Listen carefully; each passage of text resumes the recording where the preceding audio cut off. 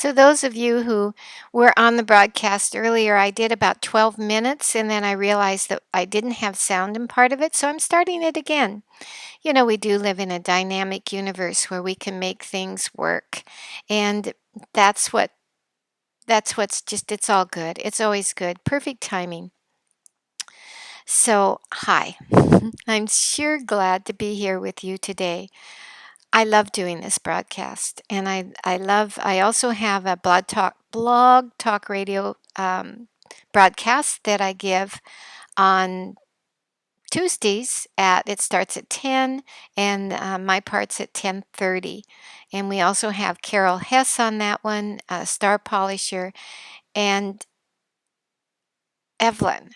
Evelyn Canos, I'm not going to say her name correctly, so I'm not even going to try.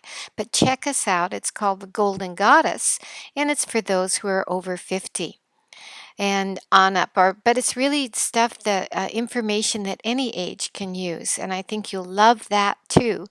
So right now, I want to talk about this Ustream because this Ustream is in this moment and it is live and it's going to be so, so, so good. So, my course topic for today is intention. So, you are so free. You are so free. You can choose esclavage or slavery or freedom. Now, esclavage means French for slavery. So, what do you want? Esclavage or freedom? Think about it. So, first, before I start that, I'm going to talk about last week. And last week, we did a lot of things, but first I wanted to run my credits because I have this all keyed up here. So this is my business card, Sandra Longmore, Law of Attraction, and this is my bio. I'm a life coach, a certified energy master as of March. Oh, yeah, I'm not going to get that one quite yet. March 2004 is when I get that one. And I'm a certified Law of Attraction trainer and I'm a certified Master Vision Board trainer. I'm a published author and an educator of the arts. I have 125 students that I teach art to every week, and I have like about 9,000 hours of teaching, just teaching creativity to my students and clients. So, yeah, I like my life. And you can contact me. In fact, contact me. I'd love that. Come on and be my friend at Facebook. I'm under Sandra Longmore. Everything is my name, Sandra Longmore. I'm under Sandra Longmore is my personal page. And then I'm also under Sandra Longmore Transformational Coach is my business page. I'm on Twitter. I'm on LinkedIn and YouTube. So I love technology. I love learning more and more about it, and it just makes me fun. I think it's fun, and I really really like it. So now we're going to review what happened last week.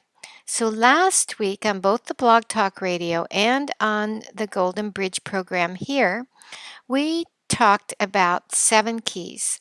7 keys to finding out if you are a coward to give and how to change that situation if you want to get out of cowardness and into something far more rewarding.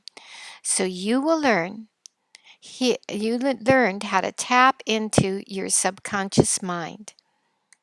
Doesn't that sound pretty thrilling to tap into the subconscious mind? It's always with you and it can be your very best friend. So I gave you 7 keys last time, 5, 6, 7. I have to get used to how my hands look on the screen. There you are, 7 keys last week. And the first key was to get your subconscious attention. And you get the subconscious attention, and that was the second key, by creating a sandwich. And you create this sandwich in your sleep time. So this is like the top bread and the bottom bread, and this is your sleep time. And so the top piece of bread in a sandwich is pre-paving or talking to your subconscious about what you want it to work out during the night. And during your sleep time, your subconscious is very, very active. It is working out your problems, it is working out solutions, and it's having fun with you. And if you learn how to read the vocabulary of the sleep time, you will be so amazed and have so much fun. And so then you pre-pave the night before, you gain the subconscious attention and put it to work, and it just works all night at creating things that will get your attention during the day. And then in the morning, you eat the sandwich. You capture all this good information. And you do that by writing in a journal, a wisdom journal. And I gave you a ritual for that last night. I gave you some different steps to do for analyzing your dreams, and they're just amazing. Maybe I'll put together a program on that sometime because it's really, really very, very valuable information. So now we're down to step 3 or key 3, and key 3 was ninja awareness. And ninja awareness is like be like a ninja. Ninjas are like when they enter a room, from what I understand of ninjas, when they enter a room, they memorize everything in the room. They find out what is where everything is so that if they need to go back there at night, they can do it without making any noise. So become aware of about your whole environment, your physical environment, your mental environment, your info energy that's coming in from your body and from everything around you. We live in a dynamic universe. We live in a universe that is so much fun, and we get to manifest it and play with it here while we're in this container, in this body. So, become a ninja awareness was one of the keys. The fourth key was to play big. Play big. You are big. You are so big beyond your wildest imagination.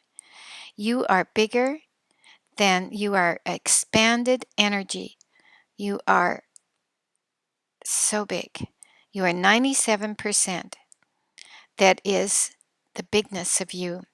And the 4% is this. This is the bones and the blood and the manifestations that we have during our life. That's only 4%. 4%.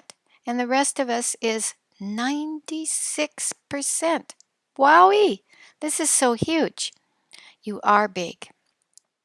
So the fifth key was to know you are big.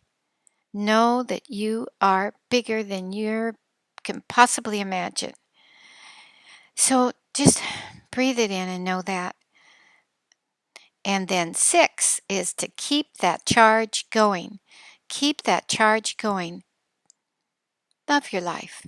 The best way to keep your charge going is to stay in a positive thought form and say things that keep you positive. And then number 7 key was to have fun. Just have fun with all of it, because have fun, that's a high flying vibe. That's a high flying disc. As Esther Hicks says it, it's the vortex. Having fun, you can tap right into that vortex, into the 97%. And it is awesome to be able to do that. And the next thing I wanted to share with you is that last night, this became very apparent to me. This is the last golden bridge. Now, the last golden bridge is the one that you cross right as your container in this life is folding. It's folding up. Now, when I first talked about having my program here, and Ann White, the creator of the Creating Calm Network, asked me what I would like to call my program, I said the Golden Bridge, and she said, bridges or bridge? And I thought about it, you know. No, I would like the Golden Bridge. We cross a lot of bridges during our life, but the most important one that we're preparing for is a big celebration at the end, the last Golden Bridge. And only when we can come to a peaceful feeling about that last Golden Bridge will we truly be able to live our lives here in the 4% manifestation time-based reality. So this last Golden Bridge, I created this image from different images, and I thought it just turned out beautiful. And I created that after a call I got from my brother. My mother is in the hospital again, this time with a 50-50 chance of staying or passing over the last Golden Bridge. Yeah, and we are all waiting, the whole family is waiting to see what she and her connection to all that is, God, Goddess, all that is, that 96% decides. I really think it's a mutual thing.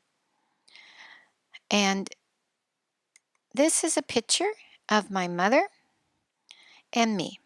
I painted this a while back when I look like I'm a few months old there. I can sit up, hold my head up, and my beautiful mother, Marjorie Hilden. So Marjorie was born in Killdeer, North Dakota. And her mother was a kind of a midwife, and she helped her neighbors when they gave birth.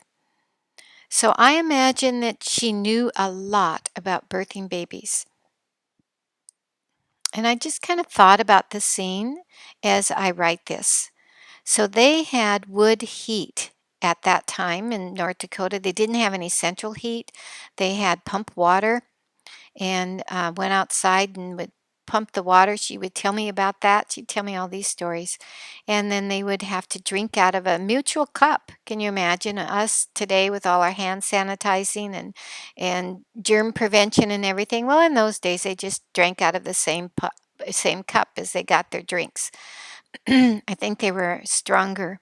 They had stronger immune systems, maybe, or maybe it was just their thought patterns. I don't know. But anyway, the heat wasn't needed because it was August. It was August when she was born. And on the birth certificate, the doctor wrote August 5th, 1919. But later, my mother found a letter from my Aunt Bessie where she spoke of how happy that little Margie had decided to come into the world, and the date was August 4th, 1919. That makes her 93 years old, in case you're wondering. So on anything, everything legal, the date was August 5th. And on everything that was real, like our birthdays and our celebrations, the date of her birth was August 4th. So I reflect on this as I think of the energies of this time-based reality that we call real, that we call real. Now, the legal part of the world, like your news media and what you observe on TV and in the news paper, tells you one thing: this is real. We are in a recession. This is real. This is happening. This is happening. One point of view here is real. And you might say, but it is real. I read it in the newspaper. It is real. I heard it on the TV. And so you tell your neighbor, it's real. They say it's real. Or you overhear someone say, I read it in a magazine. I heard it on the radio. Or you observe a similar circumstance in your own life.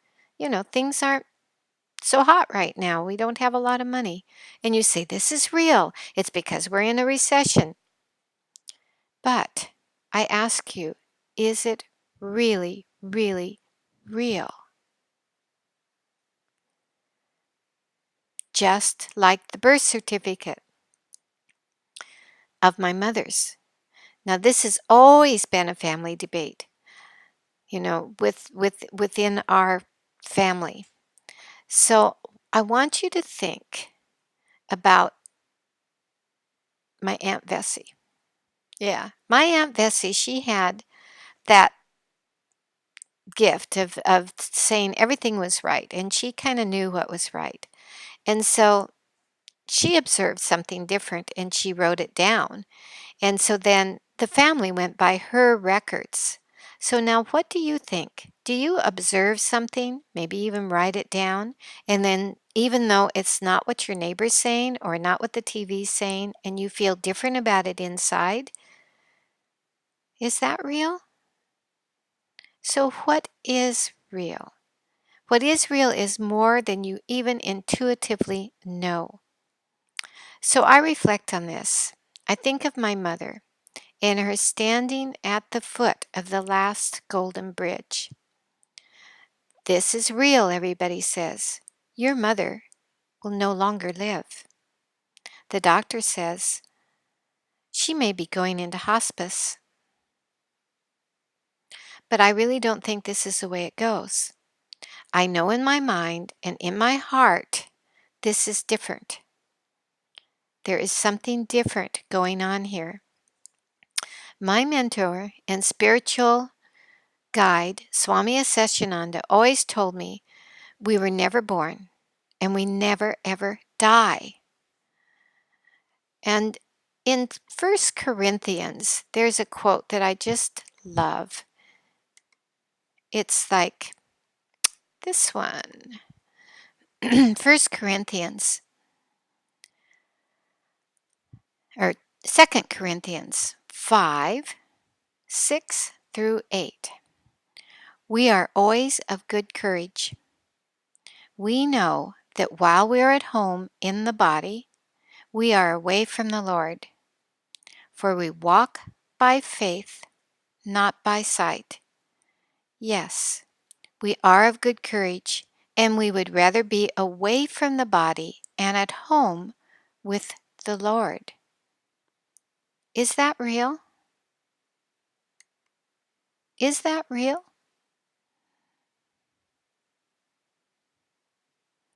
Well, it is the ultimate to not be a coward and to give it all to God while still in the body. And this is where the learning, the struggle happens in the body, in the container. But this is also where the great, great expansion of you happens. You are an expanded being. So, to learn how to live in this expanded state of joy, to learn to expand in the happiness of your day to day existence is so very, very important, especially as you get ready to cross that last golden bridge. And all of us are going to do it, it's a given. Now, I love to read Rumi. Have you ever heard of Rumi? Rumi he is a poet and a philosopher. He was a 13th century Persian poet, a theologian, and he was considered transcendent in his message. It really went beyond all national and ethnic borders. His poems have been widely translated into many of the world's languages and transposed into various formats. In 2007, he was described as the most popular poet in America. Rumi loved books. And as the story goes, when he met his teacher, Shams, Shams looked at him with all his books and he threw his books in the water. And he said, "This is not what you seek. It is not in a book." And then he wrote all these beautiful, beautiful poems. Now his followers started the dervish. I don't know if you call it a religion, but the dervish movement. And it was established, and people joined it, and they did these dances, these whirling dances. And this is a really cool picture of a dancer in ecstasy here, and this is the costume they wear. It's a sacred white costume, and they have these long cone caps. And I had the privilege of observing one person who was a dervish do this dance, and it was at a place I was at in Whidbey Island in Washington State. And I was at a retreat there with Deborah Koff Chapman of Touch Drawing. And at that time, we were able to watch someone do this dance, and he said he ordinarily doesn't do the dance for the public, but because we were an intimate group, we were there for to raise consciousness, our own consciousness, to learn more about ourselves through this process of touch drawing. And we were going through a lot of changes and shifts in our own consciousness. He did do it, and it was amazing. He danced about 20 minutes, and you could tell as from the time he started and till close to the end, his face was transformed into a kind of ecstasy, and it was beautiful. And also, the whole group of us were uplifted by what he was performing. So, think about that. Think about what you do. Is your face transformed into a kind of happiness, ecstasy, connection with the divine, connection with the most expanded, your most expanded self?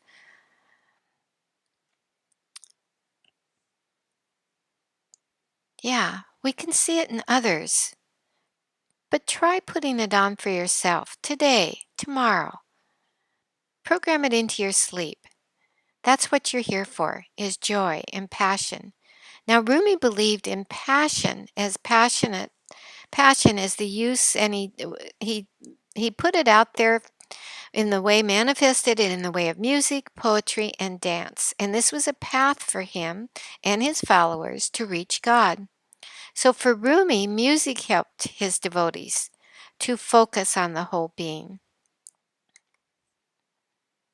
on the divine, and to do this so intensely that the soul was both destroyed and resurrected in the dance. And it was these ideas that the practice of those whirling dervishes developed in a ritual form. One of the poems he left in a book that got my interest at this time of the last golden bridge of my mother. It says, "Die happily and look forward to taking up a new and better form. Like the sun, only when you set in the west can you rise in the east."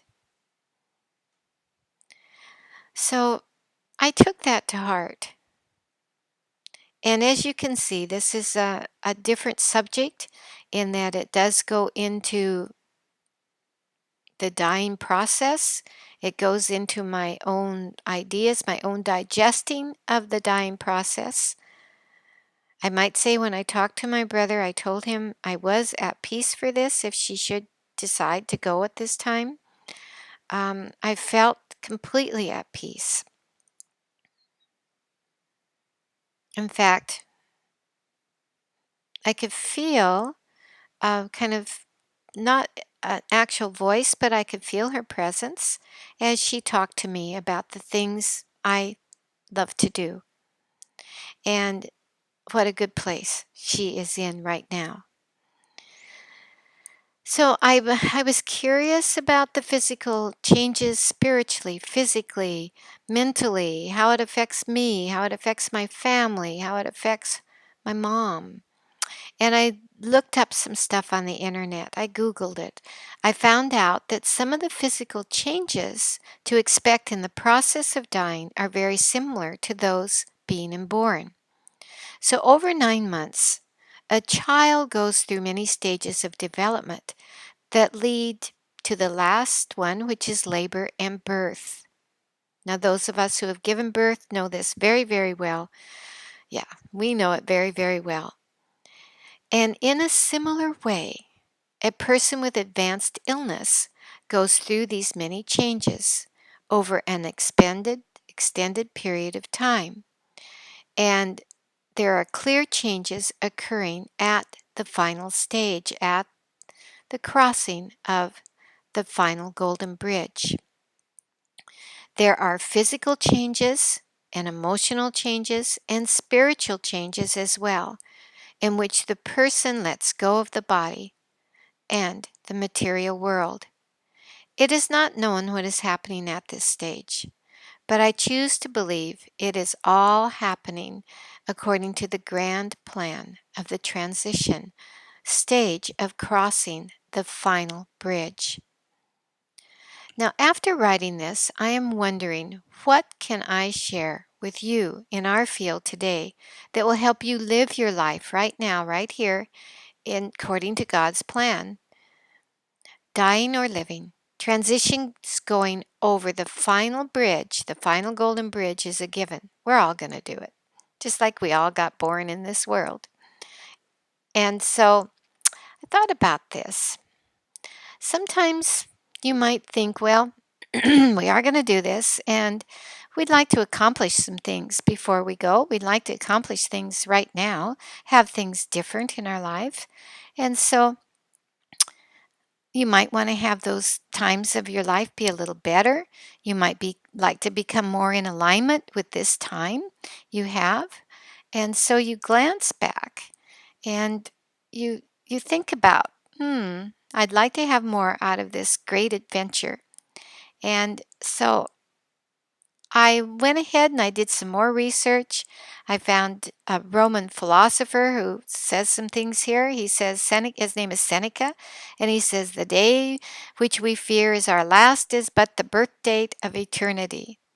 So, in honor of my mother, in honor of Seneca, Buddha, Divine Mother, Christ, and all that is holy, and an uplifter of our humanity, our human condition, I just want to take time to introduce an exercise for you to look at the whole spectrum of your energy, the whole thing.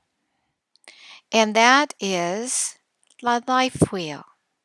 Now, the life wheel, it's very, very precious. You know, our life wheel, it's very, very precious. It's given to us by God. And now it's up to us how we're going to live it, how we're going to play it out, how we're going to manifest with it.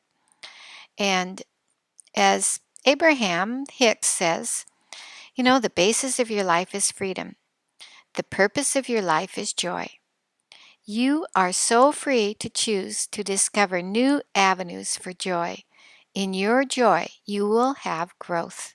And in your joyous growth, you will add to the growth experience of all that is.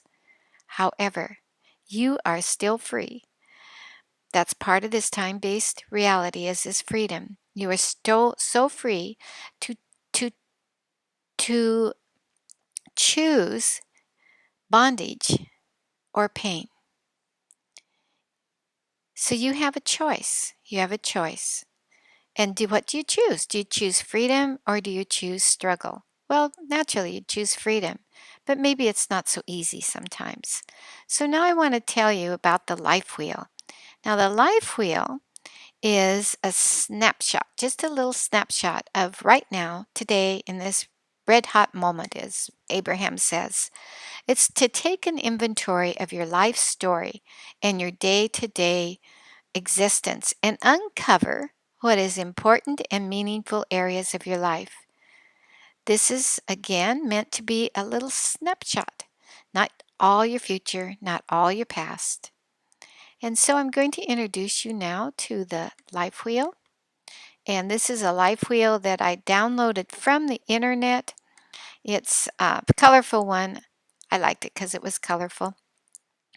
And it has an inner wheel here, and it has all these segments, and then it has things written around the outside. And we're going to do a simplified version of this life wheel, and I think you are going to just love it. And I have a new little tool here. It's right here. So this is a new tool. It's a new camera that I got called the Logitech webcam. And so I have created a circle. And so this is what I'd like you to do, is get a piece of paper and a pencil and draw a circle. And when you finish these steps of your circle, you're going to see it here also, but you're going to have a drawing with that's a circle. It's going to look like a wheel with 8 spokes. So first of all, draw that circle like that, and then divide it into 8. So first draw a cross like this, and then draw it this way and this way. This is so cool. I have a visual. My goodness, I love this. But it's not showing up on my thing. Why isn't it? I just drew it. Strange. I don't know why it's not showing. I think I might have ran out of battery. I'm so sorry. I think I might have ran out of battery. So we'll just go with this. Yeah, it went off. I ran out of battery. Okay, another lesson learned. Bring your battery cord. Okay, so here's my life wheel. And so what you do is you draw a cross in the middle, and then you make another diagonal line across the cross and another one the other way. So now you should have something that looks like maybe an orange. If you opened up an orange with 8 sections or 8 spokes on a wheel. And this is called your life wheel. So no worries if it isn't perfect. And now you're going to label each one of those sections and with meaningful life values. And I did write these here beside the life wheel. I don't know how visual they are, but I will go over them anyway. So on each of your spokes of your life wheel, you're going to put meaningful life values in the areas of your life that you want, and I'll suggest some for you. So you might just make the list on down the side of your life wheel and enter things that you feel might be what you'd like. So the first one is you could put your physical environment, like your home or your work, your yard, or anything that you observe physically every single day. And the second thing on your life wheel could be your career or work. So how do you feel about your work or about your career? Are there changes you would like to see? And then the third one is financial security. That would be right now. How are you feeling about your security around money? Are you satisfied, or do you wish there was more each month? Next would be health and well-being. Do you feel wonderful and secure in your health habits, or would you like to see some changes here as well? And next on that wheel, put friends and family. Is your family or the friends supporting you as you would like, or do they bring you down? Do you find it's hard to keep a positive vibration around your friends and family? I'm going to switch right now back to the life wheel that I got off the internet there. So this is how yours should look, not quite like this, but just a round circle with these segments here. And then on the top, you are putting these different categories. So after friends and family, then is romantic relationships or significant other. Now, do you yearn for more? Do you yearn for more in this department? Do you want something that's satisfying or and it doesn't have to be with a person. Maybe you want a puppy, you know. What kind of romance or good feeling, kind of heart feeling do you want? Maybe it's just a new group that you want to join. It's a a romantic is kind of the love relationship. Maybe I should put that there. Love relationship, because love is a really good vibration. Anyway, going on. The next one is personal growth. Do you spend more time on your own personal growth? Do you see the importance in taking care of yourself? You know, patting yourself on the back when you need it and taking your vitamins and your green smoothie or whatever it is you need. Where are you there? And then try fun and recreation. How'd they do that? Whoa, Just goes, woo, that's how fast I can do that. Awesome. Okay, so then next is fun and recreation. So does the word fun come out of you often? Do you seek fun and make time for recreation? Now, other categories you could add, maybe that are important to you, might be something like motherhood or travel, purpose, contribution, spirituality, and education, or anything, absolutely anything that is high value for you. Remember, the sky is the limit here, and we have a very, very huge sky. 96%. So now pick the top 8 values that are most important for your desired lifestyle. This means you can just do the ones you already wrote down, or you can switch to something better. So just take a few minutes and review what is on the 8 sections of your life wheel. Now, it's important right now to trust your inner guidance, your gut level feeling. And when you identify the areas of your most important value, so go ahead and label them if you haven't yet. Label them around that wheel, just right around there. Just go ahead and label them. And I'll give you a few more minutes here. Don't want to go too fast, don't want to go too slow. Okay, now, do you have your wheels labeled? Hmm? If not, you can always do this later. So remember, it's really important to remember that they're not set in concrete, these values. We live in a dynamic life, and so they are going to change. And this just, that's the way of your life's energies. Dynamic, changing, manifesting, creating, tweaking it, thinking of something else. Your source absolutely loves a new desire. And if your life's wheel, you think it does need some shifting and tweaking, you can adjust the values at any time, anytime. So now let's get back to drawing the life wheel. So now at the dot, there's a dot at the center of the wheel right here. And at this dot, you put a 0. And I'm going to just switch over here to the next slide right here. And this is an example of just one I send my clients to do their life wheel work, but it's kind of light, so I don't think that's really helpful for you.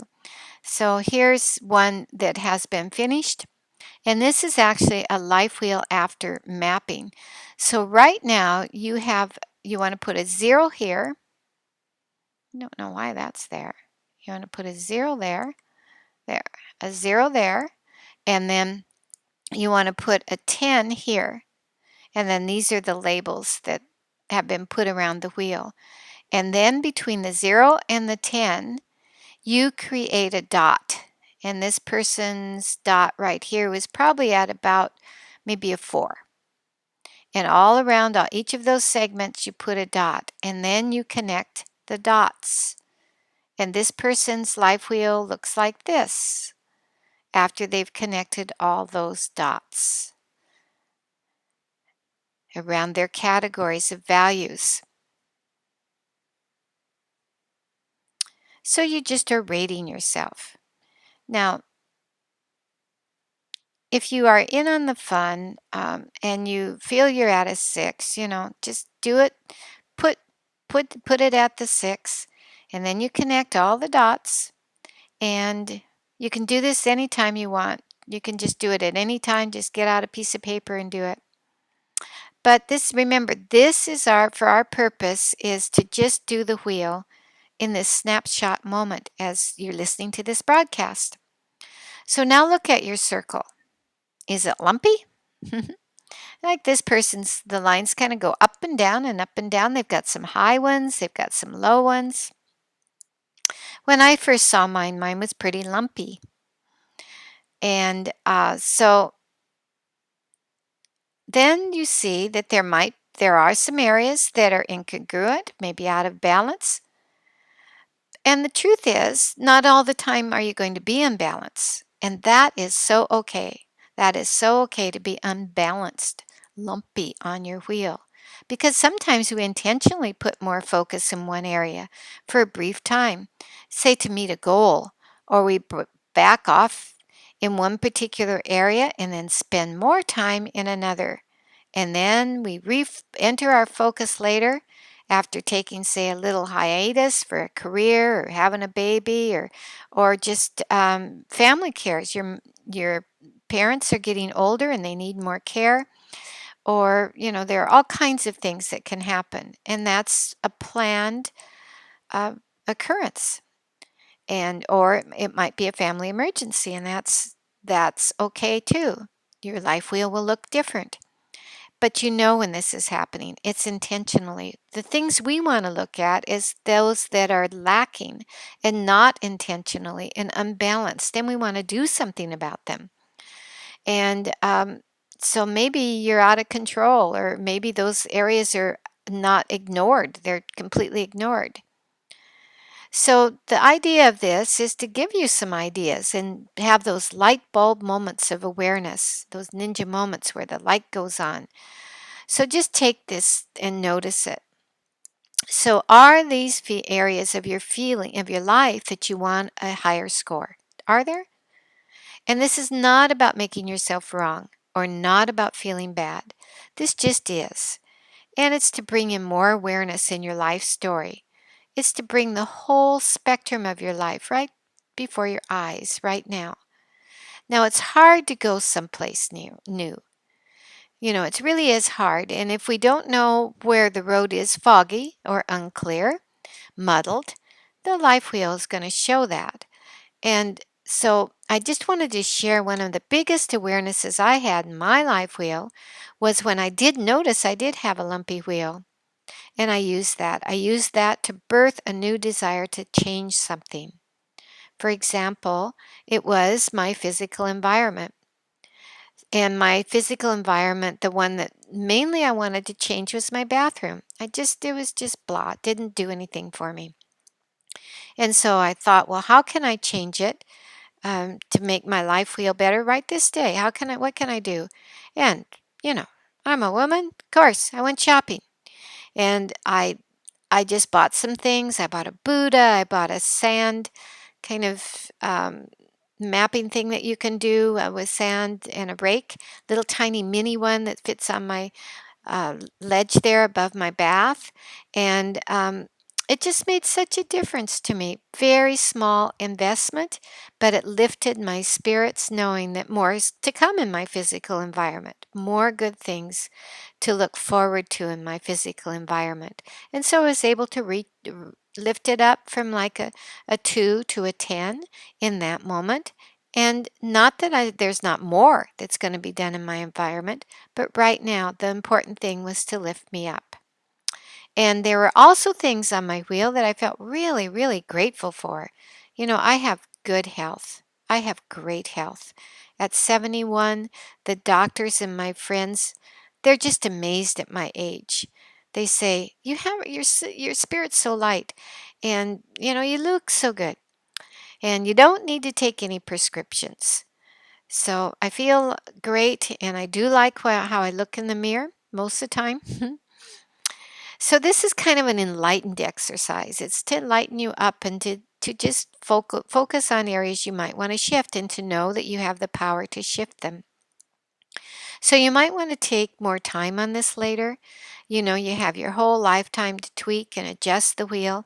But the important thing is, as Rumi says, the poet Rumi, he says, look forward to taking up a new and better form.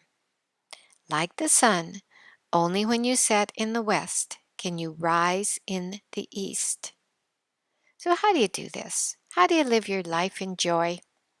You know, how do you do this? How do you live your life in joy and celebration and know that there are a lot of bridges of life that you're going to be learning and crossing here and there? There's going to be winter bridges and there's going to be summer bridges. There they are. There's going to be winter bridges and summer bridges, and they're all good. Sometimes you might have to bundle up And sometimes you might just have to skip across the bridge once in a while. It's all good. So it's something of a grand celebration waiting for you at the last golden bridge. There it is again, the last golden bridge.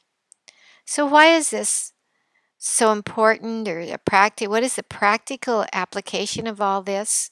The practical application is because it is more fun.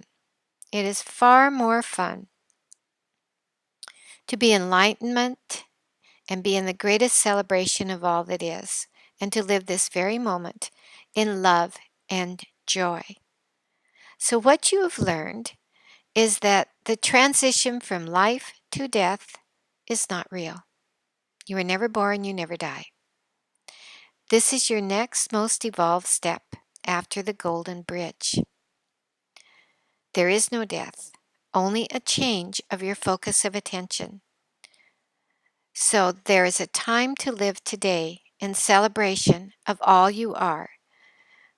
For this is a life truly lived, well lived. My beautiful friends, smile. Spread the joy of your innermost being, and the whole world, all the heavenly beings, will celebrate you and the service that you give to the world. So that ends my broadcast for today. I love that you joined me. Next week will be another one. And for now, go out, spread joy. Just love. Just love everybody. Appreciate the moment. Those are all really high flying vibes. So bye for now. This is Sandra Longmore signing off from the CCN broadcast, Creating Calm Network with Ann White. And also, one last parting thing is we would love it if you went over to the Creating Calm Network and signed up for our newsletter, and you could find out what programs are going to be on next week and what you're going to see. So, bye for now.